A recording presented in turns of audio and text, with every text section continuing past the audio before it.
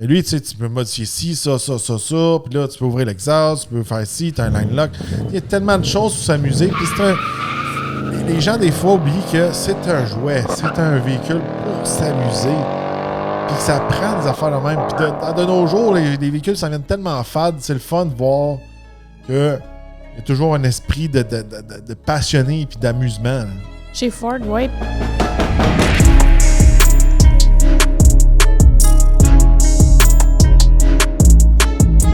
Bienvenue au Torque Podcast. Aujourd'hui, on vous parle de notre essai routier de la Ford Mustang GT 2024. Oui, un modèle qu'on a déjà eu à l'essai juste avant qu'il y ait de la neige, même pendant au début quand il y a eu de la neige. Mm-hmm. C'est exactement le même modèle qu'on a eu à l'essai. Vous allez dire pourquoi on le remet à l'essai? C'est parce que la dernière fois qu'on l'a eu, on n'a pas pu vraiment la tester comme il faut. On va être franc avec vous. Les conditions n'étaient pas là. Il y avait de la glace, il y avait de la neige. On était sur les pneus d'été. On était en Mustang. C'était pas l'idéal. C'était fin octobre. On l'a essayé pour être dans les premiers. Mais là, j'ai dit, on va la réessayer pour l'essayer dans des conditions qui sont faites pour l'été. Oui. C'est la saison des voitures sport. Puis aussi, je voulais faire un petit refresh à notre tête un peu avant qu'on essaye d'autres modèles. Peut-être qu'on va avoir à l'essai des modèles EcoBoost, peut-être des modèles de cheval noir foncé, le cheval obscur, peut-être, rien de confirmé encore, mais je voulais essayer la GT pour me remettre dans le benchmark de la GT. Là. Oui. Fait que, regardez, c'est le même modèle qu'on avait à l'essai. On se répétera pas aujourd'hui. On fait un peu un update de qu'est-ce que c'est un Mustang. Puis, on va se le dire, dans le climat actuel, Mustang est dans un nouveau monde qui n'existait pas l'année passée. Même quand on a eu l'essai, ça commençait. Mais là, on va se dire, la Mustang est tout seul. Oui, il y a beaucoup d'autres modèles comme la Camaro, Challenger, etc. qui ont été discontinués. Fait qu'elle se ramasse pas mal tout seul. Pas mal tout seul, c'est le cas de le dire, parce que, à mon avis, à moi, il n'y a rien d'autre qui se compare à un Mustang là, sur le marché pour le prix, avec un V8. Qu'est-ce qui reste sur le marché présentement? C'est un Nissan Z ou un Toyota Supra.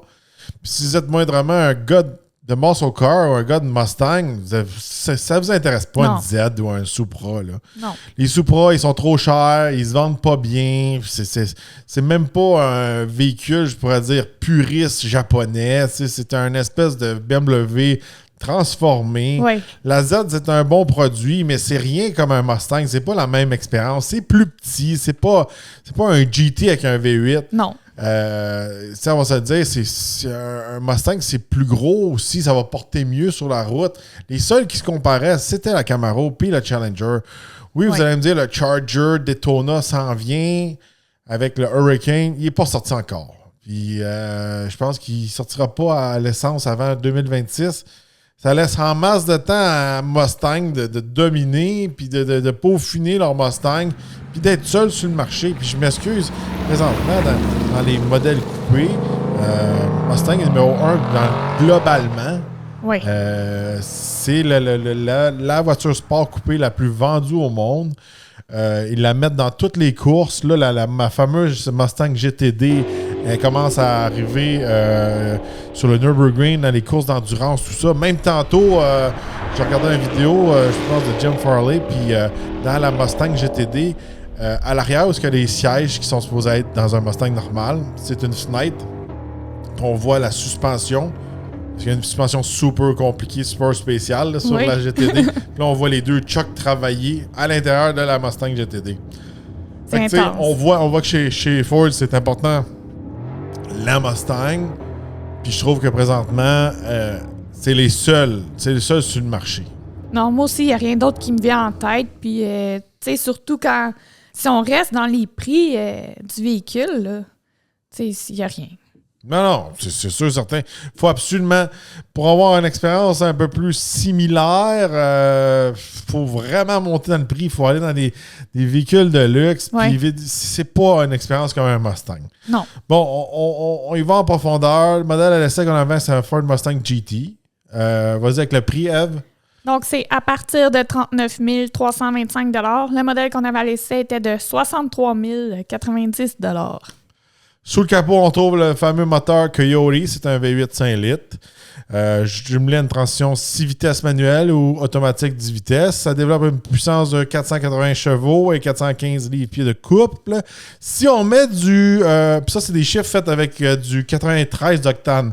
Mais ils disent que si on utilise du 93 d'octane puis on ouvre l'exhaust, parce qu'on a un exhaust active là, sur les GT, là, on tombe à 486 chevaux. 6 chevaux de plus. Oui, madame. Avec Mais l'exhaust c'est ouvert. off-road use only. Off-road use only sur un Mustang. Ou track. Ouais. Mais, off-road, ça veut pas dire que tu étais dans le champ. Non, ça veut dire T'es pas sur la route. Il n'est pas marqué off-road use only, mais des fois, il marque, c'est track use only. Ouais. Toute la semaine, j'étais en track use only. Ouais. Quelle surprise. C'est des trucs qui font que, je pourrais dire que t'es pas supposé l'utiliser, mais le monde l'utilise, regarde. C'est comme ça, là, regarde. Ben, ils se battent comme ça. Ils font un peu ça fort. Autant avec, mettons, les Broncos et compagnie, c'est comme, ils vont boucher des lumières que t'es pas supposé en avoir deux, mais si toi tu l'enlèves, c'est pas leur problème. Ouais, c'est cool, c'est cool. C'est un modèle à propulsion, bien sûr. Le 0 à 100, on peut le faire en 4,2 secondes, quart de mille en 12,6. Ça va bien. En plus, là, j'ai plus à pousser. Là. La dernière fois, On faisait attention. Il faisait presque moins 10 ou moins 5. Là, ça y est, j'avais pas de grippe. Mais on avait quand même de la bonne grippe pour les conditions. Là, j'ai pu vraiment le mettre en mode drag. Puis en mode drag, ça y va. Là. Puis, ça avance, c'est le fun. C'est typique Mustang. Une route, ça va bien. Regardez, c'est sûr et certain que moi, je suis un fan de Mustang. C'est sûr et certain que c'est un modèle qui est confortable. Tu sais, quand on dit un GT, mais c'est pas juste un GT parce qu'il y a un V8. Dans le jargon automobile, un GT, ça veut dire Grand Touring. Fait que c'est pas un modèle qui est supposé être super sport, c'est un modèle qui est fait pour tous les jours. Fait que tu peux faire un road trip avec, tu peux aller en ville, tu peux faire une chose. La Mustang est confortable. Oui. Surtout si vous êtes d'un gros gabarit comme moi, puis grand. Ben, des petits chars sport, des fois, tu trouves le temps long dans le trafic. Si tu mets un casque, des fois, t'as la tête de T'as même. la tête, ouais. Quand j'étais dans Z, avec le casque, là, j'avais pas autant la tête dans le plafond que comme la BRZ, mais j'avais la tête dans le plafond dans Z. J'avais de la misère à tourner ma tête. Dans le Mustang, c'est pas le cas. Non. Il y a de la place, c'est confortable. C'est sûr et certain qu'à mon goût, à moi, j'aime ça quand la Mustang est un petit peu plus agressive côté tenue de route. Je suis un gars qui modifiait des Mustangs. J'aime ça quand les roues sont plus larges, plus du low profile, suspension plus rigide, sway bar plus rigide, etc., etc. Je trouve que, les Mustangs en général sont tunés pour le confort plus que la tenue de route. Même s'ils disent « Ah, ça fait un bon temps sur la piste », c'est juste que une fois que tu modifies les choses que j'ai d'énumérer, t'enlèves du confort. Ben, c'est pas ça, c'est que la tenue de route va augmenter beaucoup. Ouais. Il va rester quand même confortable. Mon Mustang, il ne raidait pas si rough que ça. Non. Mais c'est juste que l'espèce de côté tower ballon, puis que l'auto swing d'en avant puis en arrière, quand on accélère, on dirait que le cul, tu sais, le cul, il vient écraser puis devant lève comme un dragster. Ouais. Quand on vient stabiliser ça, mais il vient un petit peu moins bateau. Puis il mord plus comme C'est ça. sur la Là, route. il vient. Le Mustang, il n'y a quasiment aucun véhicule sur la route qui a autant de potentiel côté modification qu'un Mustang. Oh non, c'est vraiment intense, ça. Puis c'est pour ça aussi, je pense qu'il y a autant d'enthousiastes et de fans de Mustang. Là. Puis les gars développent des supercharges. On en a déjà parlé dans notre épisode avec le Whipple. On peut sortir quasiment du 800 HP de ça. C'est toute une machine. Ah oui. C'est sûr et certain. Côté moteur, ça pousse bien. On a beaucoup de pouvoir. Mais on voit que, vous allez dire, c'est parce que c'était un tuner. Là. Mais le moteur est dehors. Là. Le moteur, tout, il est bouché de trucs d'émission. Il n'est pas autant bouché que le Raptor R, mais on voit que c'est des moteurs que ils ont travaillé fort pour mettre un dual intake, puis changer les injecteurs, puis les injections, puis tout ça. Tout pour respecter les lois d'émission. Mais on voit qu'une fois qu'on pourrait changer tout ça, on pourrait aller chercher peut-être encore plus de potentiel. 40-50 chevaux facilement, puis il serait plus nerveux. On voit que, tu sais, des fois, quand on pèse sa pédale, il pourrait être plus nerveux que ça. Tout est bien smooth. Tout est fait. Tout est endormi, je pourrais dire. Mais c'est ça. Mais tu sais, en même temps, pour les gens qui veulent modifier les véhicules, tu sais, c'est un peu une chance parce que combien de fois qu'on a le problème inverse, c'est comme le moteur n'est pas assez fort. Là, c'est comme le moteur, il a comme plus de puissance, mais il est comme descendu à temps. Tu comprends? Ouais. Mais c'est parce que, tu sais, comme je dis, kudos à Ford de toujours offrir un V8. Là. Ah ouais. Mais tu sais, c'est juste que tu vois qu'ils ont travaillé fort pour mettre de la quincaillerie pour que ça passe, respecte tout. Ça respecte tout, là, je pourrais dire. Là.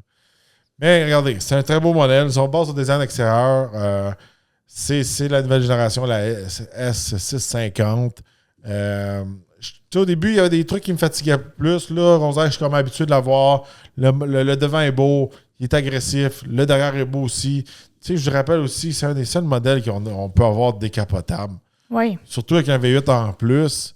Même là, si vous n'êtes pas fan de performance du V8, mais vous aimez le style Mustang, vous pouvez l'avoir avec le moteur EcoBoost. Puis le moteur EcoBoost, il se débrouille quand même très bien. Il n'y en a plus sur le marché de ces modèles-là. Puis là, tu sais, tant mieux pour Ford parce que là, tous les gars qui voulaient des Camaro décapotables, les Challengers, ici, les ça, ils vont se tourner vers eux. Ils n'ont pas le choix de se tourner vers eux. Là. Non. Tu sais, même si on dit que il y avait tout le temps une espèce de rivalité entre Dodge, Chevrolet puis Ford. C'est bien plate qu'est-ce que je vais dire, là, mais je connais cette clientèle-là, là, les gars de muscle car. Là.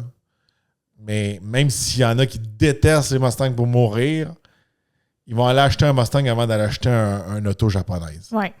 Ouais. Il y en a c'est des gars qui sont pro-USA, pro-V8. Tu sais, pour eux autres, là, c'est comme... il est mieux se retourner vers Mustang que... Dans le temps, là, on disait tout le temps ça quand j'étais avec un auto de Mustang, là, tu sais. On disait, ben, moi, mon char a été assemblé avec des wrenches, pas des baguettes chinoises. Oh, ouais. Le commentaire des baguettes pour manger des sushis. Épique que j'ai entendu. Ça se dit en anglais, en français, ça se dit mal, là. Il y en a qui l'ont dit en français. C'est Bill with wrenches, pas avec des chopsticks, ça. C'est ça qu'ils disent en anglais, là. Moi, j'aime ça, ces affaires-là. C'est comme dire mais moi, j'aime mieux un Toyota ou j'aime mieux mon Lexus. Puis là, je t'y réponds, ouais, mais il faut pas oublier Pearl Harbor. Oh, Seigneur! C'est pas drôle en plus. C'est comme dans le film avec Robert De Niro, tu sais. Lui, il vend des Audi, toute la kit, tu sais.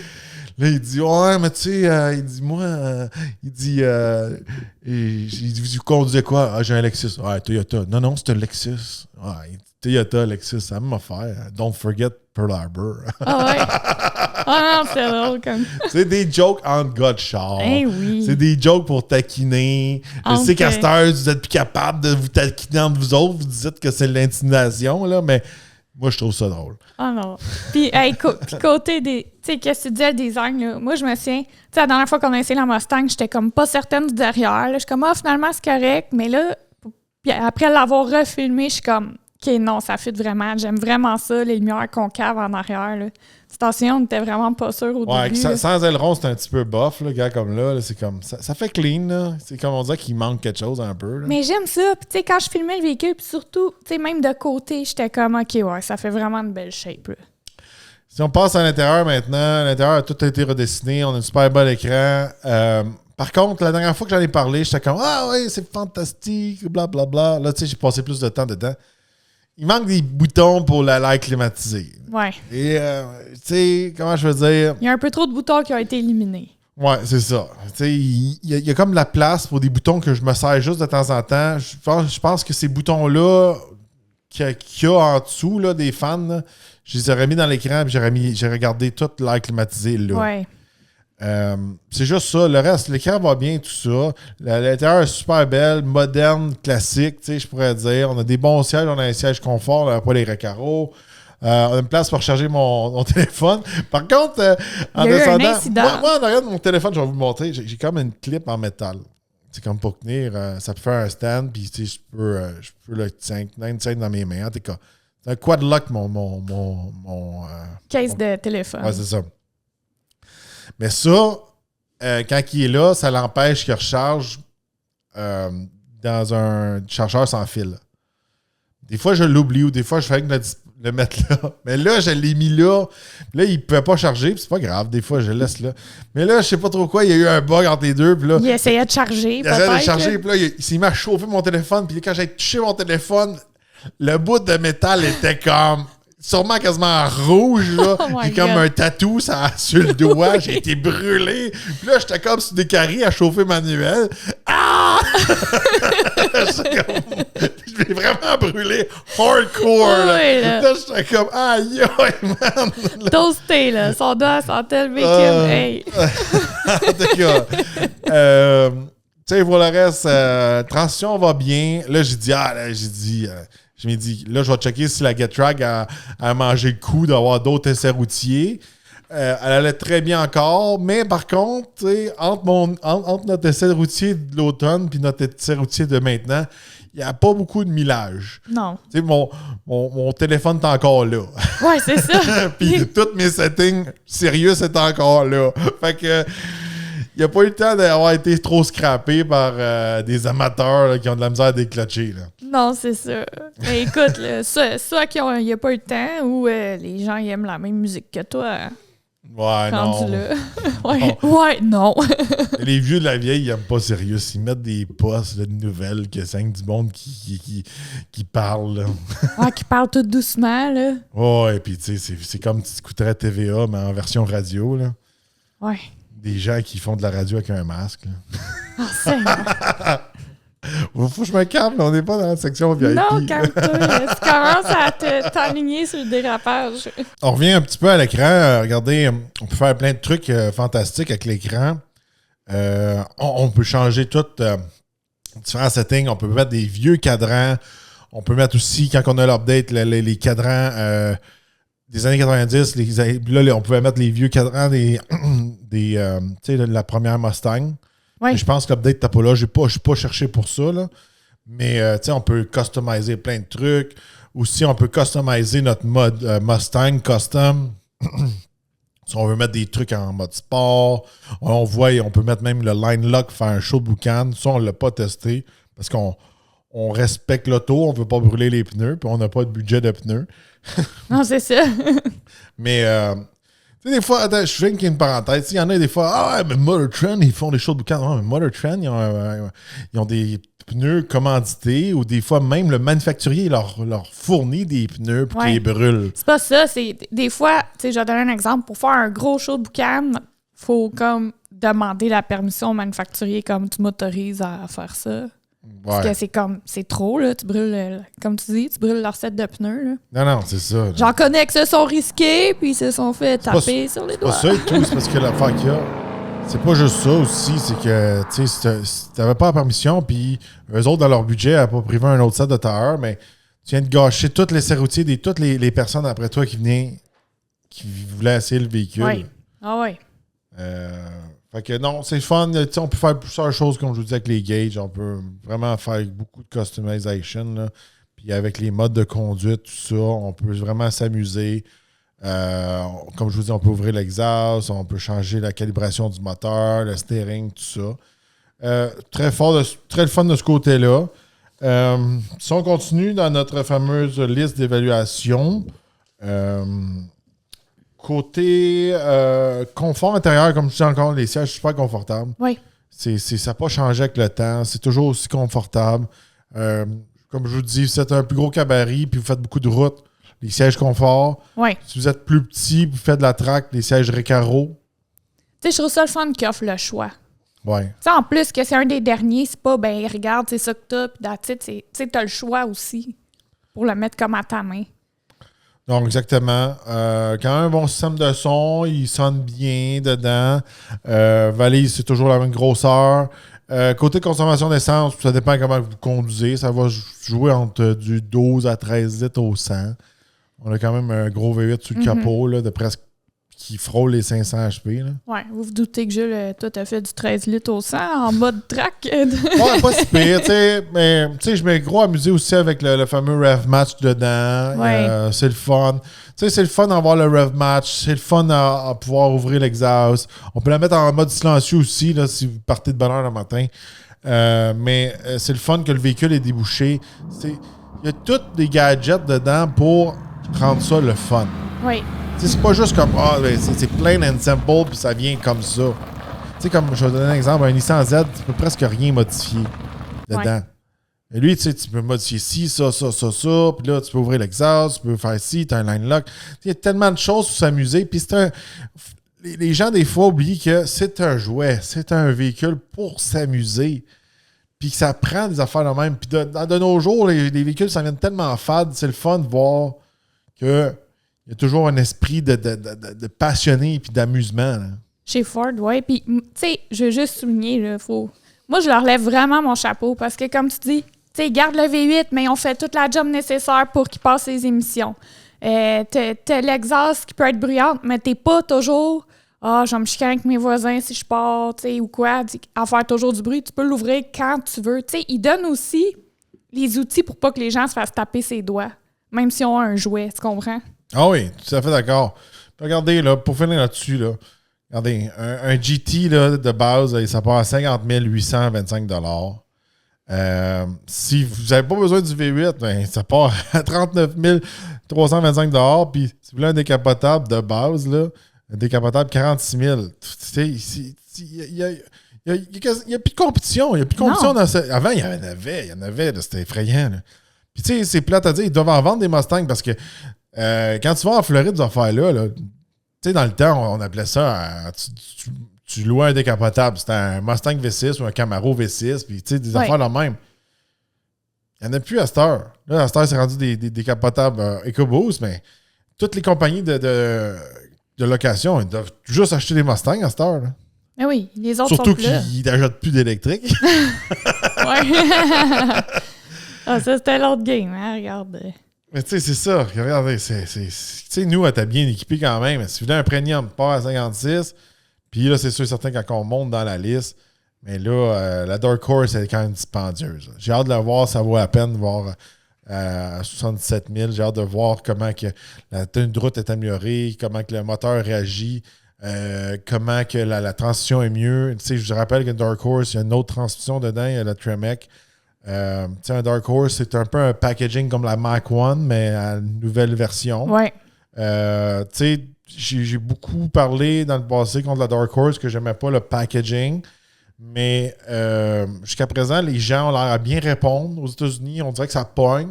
Ça pogne, on dirait, avec les plus jeunes. Je sais pas si ça pogne autant que les vieux, mais je pense que c'est un peu une recette un peu à la Hellcat puis ces affaires-là, côté marketing, que on dirait que chez les jeunes, aux États-Unis en général, là, ils sont comme « Oh wow, c'est une Dark Horse », puis ils savent c'est quoi.